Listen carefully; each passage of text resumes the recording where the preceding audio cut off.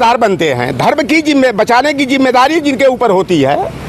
तो मैं एक आध जगह कहीं एक आध मिश्रा जी को, कहीं दुबे जी को, चौबे जी को, पांडे जी को, वो भी जो लुच्चा, लफंगा, शराबी, कबाबी, गजेड़ी और भंगेड़ी किस्म के हैं। मैं तो अभी तक जितने भी घटनाएं देखा है, पशु तस्करी का काम करने वाला, गो तस्करी का काम करने वाला, बछड़ों का तस्करी करने वाला, जितने अभी तक घटना सुनकर भारतीय जनता पार्टी की सरकार में आया है, गाहे बगाहे 4 गो पता लगा कि ब्राह्मण जाति के रहे, सवर्ण जाति के रहे, तो एक आठ तो कई मुसलमान का मेला लगा था। 152 दावा किए थे, कितना 152 वर्ष का ऐसे कुछ किए थे कि 12 बरस के बाद पूर्ण कुंभ लगता है। और प्रयागराज में जब कुंभ लगा, अब भगदड़ जब मचा संगम नोज पर, तो कोई हिंदू उनको शरण देने वाला नहीं मिला, कोई हिंदू उनको खाना देने वाला, पानी देने करने का। और शाम को जितने कांवड़िया होती है, आप देख लेना जा करके, मैं तो प्रैक्टिकली कोई काम करता हूँ, तो कांवड़ यात्रा वाले ठर्रा की दुकान पर लाइन लगाए रहते, धक्का मुक्की जुटे रहते, वहीं दारू पीना, गांजा भांग पीना,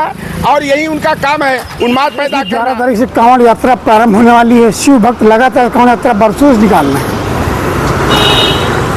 आज मेरे साथ बात में लौटना हम साथ जी में बात करूँगा। शिव कांवड़ यात्रा कौन लोग करते हैं? देखिए, मैंने अभी कांवड़ यात्रा वालों का एक बार सर्च आउट किया था। मैं किसी जो धर्म के ठेकेदार बनते हैं, धर्म की बचाने की जिम्मेदारी जिनके ऊपर होती है, तो मैं एक आध जगह कहीं एक आध मिश्रा जी को, कहीं दुबे जी को, चौबे जी को, पांडे जी को, वो भी जो लुच्चा, लफंगा, शराबी, कबाबी, गजेड़ी और भंगेड़ी किस्म के हैं, वहीं मिले। कोई पढ़ा लिखा ब्राह्मण का लड़का जो है कांवड़ उठाते हुए नहीं दिखाई दिया। कांवड़ उठाने वालों की सूची में मैंने देखा, यादव समाज की लाइन लगी हुई है, मौर्य समाज की लाइन लगी हुई है, लोधी निषाद समाज की, पासी समाज की, चमार जाति का केवल कांवड़ उठाने वाला कोई नहीं मिला। तो चमार जाति के जाटव समाज के एक भी अभी तक हमको कांवड़ उठाने वाले और दुर्गा पंडाल लगाने वाले नहीं मिले। कांवड़ उठाने की जिम्मेदारी इन्हीं पर है, धर्म बचाने की जिम्मेदारी ये पिछड़े दलित आदिवासी पर है। और जो लोग हमारा कहीं शुद्धिकरण मूत्र से करते हैं, कहीं देखिए घटना सुनने में आ रही है कि मानव मल खिला करके हमारे लोगों को, लोधी समाज को भी देखिए मध्य प्रदेश में अपमानित करने का काम किया। पिछले बरस जो है कि एक केवट को, एक कोल को जो है पिसाब पिला करके और मूत्र मल खिला करके जो है कि अपमानित करने का काम किया गया, मंदिर से धक्का मार करके भगाने का काम किया गया। और ये धर्म की ठेकेदारी गैर चमार जितनी जातियां हैं तथाकथित हिंदू समाज की, यही कांवड़ उठाने की जिम्मेदारी है। मैं एक बार, हमारी ड्यूटी लगी हुई थी जैतपुर विधानसभा में, उपचुनाव चल रहा था गौरव रावत का। मैं भयारा जैसे यादवों के गांव में गया, पता लगा यादव के गांव में 3-3 पंडाल यादव समाज के लोगों ने लगाया। मैं लोधी के गांव में जा रहा हूं, 2-2 पंडाल लगा है, कहीं 4 घर कश्यप है तो 2 पंडाल लगा हुआ है। लेकिन किसी भी गांव, ब्राह्मण के गांव में, किसी भी राजपूत के गांव में मैंने दुर्गा पंडाल नहीं देखा। तो ये कांवड़ उठाना, दुर्गा पंडाल, ये एक षड्यंत्र है कि कैसे पिछड़ों दलितों की मेहनत की कमाई को बर्बाद करने का काम किया जाए। 1 महीना तक एक कांवड़ उठा करके चलते हैं, जहाँ से गंगा का उद्गम होता है, गंगोत्री से चलते हैं। विशेष करके कुछ लोग जो है मुजफ्फरनगर से, मेरठ से चलते हैं, जाएंगे बैजनाथ धाम तक।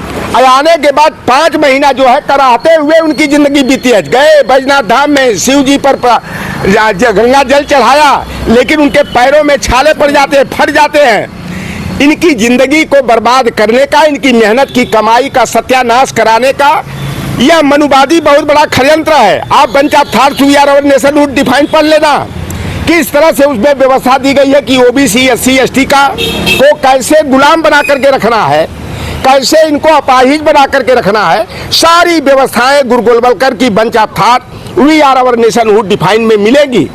और हमारे समाज के जो लोग हैं, उन जो पढ़े लिखे हैं, अनपढ़ लोगों में जाकर के उनको Manusmriti, bunch of thoughts we are our nationhood define की जो नीतियां हैं कि कैसे जो है लोहार को, कोहार को, सुनार को, अहिर को, कुर्मी को, काठी को, निषाद को, मल्ला को, केवट को, बिंद को, बंजारा को, लोधी को, किसान को, गलेरिया को, पाल को कैसे गुलाम बना करके रखना है, ये सारी व्यवस्था उसमें गुरु गोलवलकर ने और मनुस्मृति में मनु महाराज ने दिया है। तो ये अभी सरकार ने फरमान जारी किया है QR कोड जारी करने का, कि QR कोड दुकान पर लगाना है, कि ताकि उसकी आइडेंटिटी मालूम हो जाए कि यह हिंदू है कि मुसलमान है। मैं तो अभी तक जितने भी घटनाएं देखा है, पशु तस्करी का काम करने वाला, गो तस्करी का काम करने वाला, बछड़ों का तस्करी करने वाला, जितने अभी तक घटना सुनकर भारतीय जनता पार्टी की सरकार में आया है, गाहे बगाहे 4 गो पता लगा कि ब्राह्मण जाति के रहे, सवर्ण जाति के रहे, तो एक आठ कई कई मुसलमान का नाम आ गया। चाहे गोंडा का मामला आप देख लीजिए, चाहे गाजियाबाद में देख लीजिए, चाहे बुलंदशहर का मामला देख लीजिए, और चाहे इंदौर में जो 20 ट्रकों पर जो गायों की खाल पकड़ी गई थी, उसमें तो एक हमारे पीडीए का भी नहीं था, एक हमारा मुसलमान नहीं था।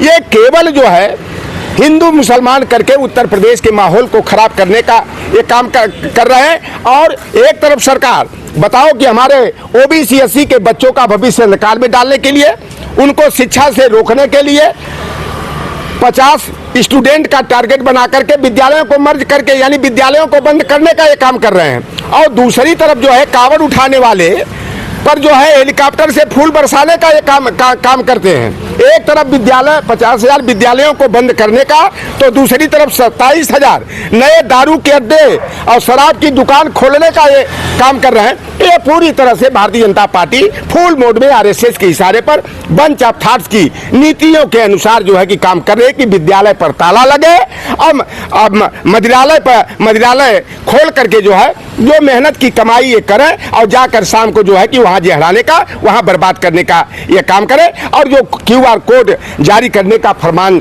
जारी किया गया, एक सरकार की मंशा मुसलमान भाइयों की रोजी रोटी को खत्म करने का है, दलित वर्ग को जो है दुकान लगाने से रोकने का यह षड्यंत्र है। और सारा मकसद जो है कि हमारा पीडीए जो मजबूत हुआ है, कैसे इसको कमजोर करना, तो यह हिंदू और मुसलमान करके ये नफरत की राजनीति को और सांप्रदायिक तनाव को ये बढ़ाने का षड्यंत्र किया जा रहा है। 15 जो घटना हुई थी महाकुंभ के दौरान, मुस्लिम मस्जिदों में, मंदिरों में उन्होंने आश्रय दिया, फिर आप उन्हीं मुसलमानों को QR कोड नाम लिख के मजबूर करें। मैं तो भैया एक बात आती है कि अगर परिंदों को काश जाति का पता होता तो आसमान से खूनों की वर्षा होती, लेकिन वो तो पशु पक्षी, कौन कबूतर है, कौन मैना है, कौन क्या है, उनको पता नहीं है बेचारों को।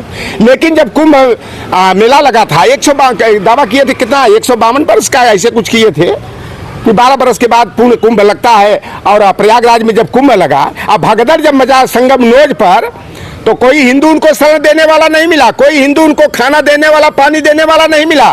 50,000 जो हिंदू तीर्थयात्री थे जो गंगा में गए थे पाक साफ होने के लिए, अपना पाप धोने के लिए, तो 50,000 हिंदू श्रद्धालुओं को मुसलमानों ने अपने मस्जिद में, अपने मदरसा में, अपने घर में, अपने छतों पर शरण दे करके उनके भोजन पानी की व्यवस्था करने का काम किया था, उनकी जान बचाने का काम किया गया था। ये भारतीय जनता पार्टी भैया दोहरी राजनीति करती है। आप देख लेना, संघ के बड़े बड़े जो नेता हैं, ये मुसलमानों को दमाद और जीजा तो बना लेते हैं, लेकिन वोट की राजनीति के लिए हिंदू मुसलमान करने का काम करते हैं, मदरसा पर ताला लगाने का षड्यंत्र करते हैं।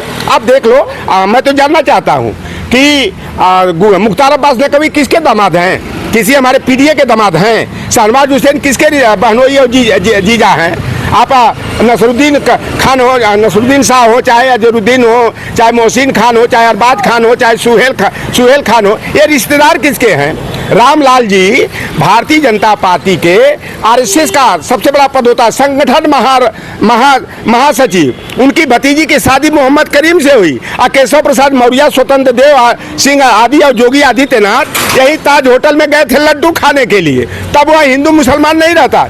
जीजा दमाद बनाएंगे और हिंदू मुसलमान के नाम पर जनता को भड़काएंगे और जनता को धर्म के नाम पर गुमराह करके यह केवल राजनीति करने का काम करें।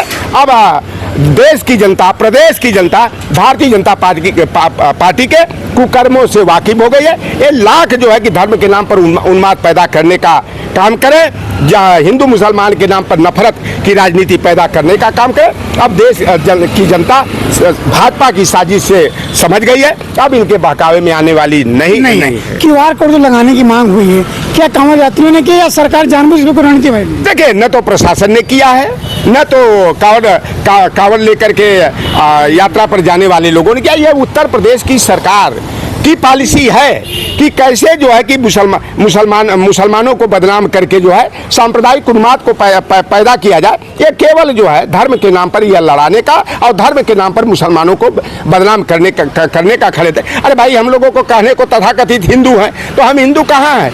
अब अखिलेश यादव जी जब 5 कालिदास मार्ग को खाली करते हैं, हम तो समझते हैं उत्तर प्रदेश का कौन यादव है जो अखिलेश यादव के परिवार से तुलना कर सकता है, जिनके पिताजी 3 बार उत्तर प्रदेश के मुख्यमंत्री रहे। अखिलेश यादव जी देश के जो है कि नंबर 1 के मुख्यमंत्री बने, विकासवादी नायक बने। अब वह 5 कालिदास मार्ग अगर खाली किए तो वहाँ गौमूत्र और गंगा जल से धुलवाया गया। जब लोकसभा चुनाव के दौरान गौरी शंकर मंदिर में गए कन्नौज में, तो उसको गंगा जल से धुलवाने का काम किया गया। देश के प्रथम नागरिक रामनाथ कोविंद जब पुष्कर मंदिर में जाते हैं तो वहाँ पर धक्का दे करके बाहर कर दिया जाता है। जब वह पुरी के जगन्नाथ मंदिर में जाते हैं तो पंडा पुजारी वहाँ से धक्का मारकर उनको सीढ़ी पर कर्मकांड करने को मजबूर करते हैं। और देश की प्रथम नागरिक आदिवासी महिला द्रौपदी मुर्मू जब जो है द्वारकाधीश मंदिर में दिल्ली में जाती हैं तो उनका जो सचिव है वह तो गर्भगृह में चला जाता है, लेकिन इनको देहरी के बाहर ही खड़ा करा करके जो है कि माल्या कर्मकांड कराया जाता। और देखिए, बाबरी मस्जिद का जब विध्वंस वाला मामला चला और कल्याण सिंह को हिंदू हृदय सम्राट कहा गया, अशोक सिंघल को बजरंगबली की उपमा दी गई, उमा भारती और साध्वी रितंबरा जो निषाद और लोधी बिरादरी के हैं, इनको जो है महान नेत्रिया कहा गया। लेकिन जब ट्रस्ट बना राम मंदिर निर्माण ट्रस्ट,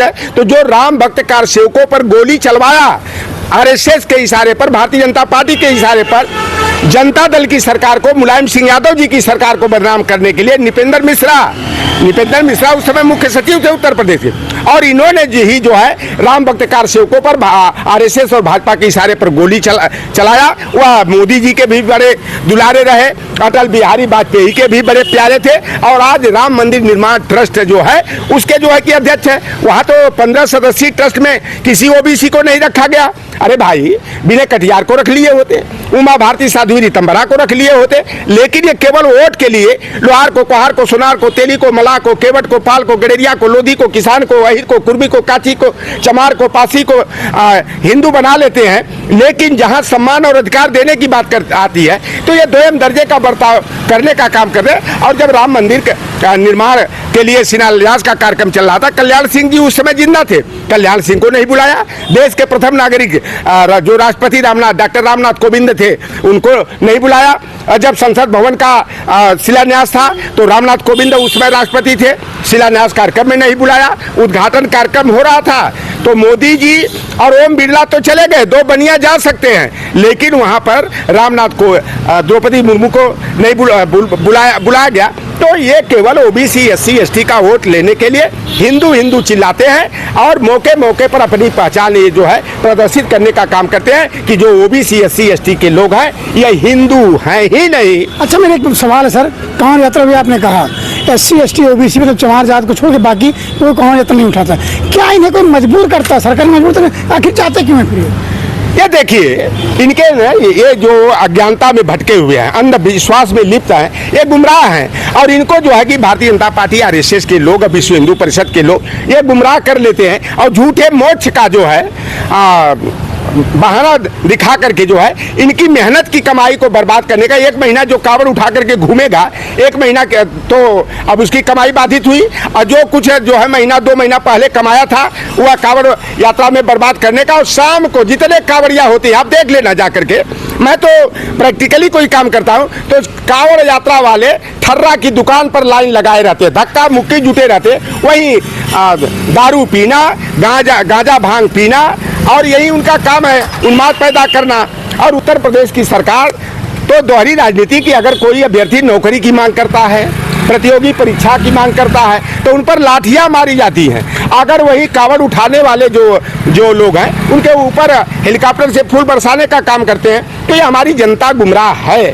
और धर्म का भय दिखाने से कांवड़ उठाई जाती क्या? भाई का भैया, मैं तो देखिए, हम लोग भी बचपन में कहीं गुमराह थे, लेकिन अब लौटर राम निषाद किसी मंदिर के सामने हमारा सर नहीं झुकता है। हम तो आते जाते डेली, हमारे घंटी वाली माता एक ठो है दिखाई देती है हमारे सामने, वो पैदा हो गई अर्जुनगंज वाले पुल के पास, हमारे सामने वो पैदा हो गई, और वहाँ पर आते हैं लोग मार एकदम ए त्रे क्या क्या करते हैं। मैं तो, मेरा सर कहीं नहीं झुकता। मैं जानता हूँ कि भाई वहाँ पर जो है पत्थर की मूर्ति के सामने जो है मत्था पटकने से जो है और नमन करने से कुछ होने वाला नहीं है। भाई जिंदा लोगों की अपने बड़े बुजुर्ग हैं जो समाज में, चाहे अपने माता पिता है, उनकी जितनी पूजा पाठ कर लो, सेवा बर्दाश्त कर लो, और मरने के बाद तेरही करोगे, ब्रह्मभोज करोगे, गया भोज करोगे, शुद्धिकरण करोगे, पिंडदान करोगे, उसका कुछ नहीं होना है। केवल सिर्फ और सिर्फ बर्बादी, अपनी मेहनत की कमाई को बर्बाद करना है। तो मैं तो आपके चैनल के माध्यम से मैं अपने बहुजन वर्ग के लोगों को, अपने पीडीए परिवार के लोगों से निवेदन करूंगा कि जिंदा जी अपने माता पिता के,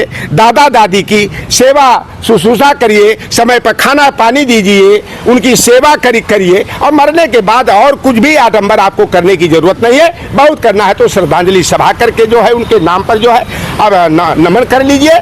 और मरने के बाद जो है कि कोई स्वर्ग नरक नहीं जाता, जो स्वर्ग है या नरक है सबका सब यहीं पर है। यह केवल स्वर्ग का सपना दिखा करके यह जनता को लूटने का और गुमराह करने का और धर्म के नाम पर दुकान चलाने का, यह धर्म का एक धंधा है। इसलिए छटपटाहट है। जब कल जो है चंदन कुशवाहा ने जो है कर्मकांड कराया पीडीए भवन का के उद्घाटन का, गृह प्रवेश का ना, तो बहुत से लोगों के ना सांप सूंघ गया है, परेशान है। मेन स्ट्रीम के मीडिया वाले ये गुमराह कर रहे हैं, गलत खबरें परोस करके हमारे पीडीए के लोगों को गुमराह करने का काम करते हैं। लेकिन जनता है कि सब कुछ जानती है। अब हमारे लोग पूरी तरह से जो है कि पीडीए के साथ जुड़ करके 2027 में इंतजार कर रहे हैं कि ये अखिलेश आए और जोगी जाए और जा करके फिर से घंटा बजाए। एक आखिरी सवाल से, पीडीए को उत्थान आखिर कैसे हो सकता, धर्म से या शिक्षा से?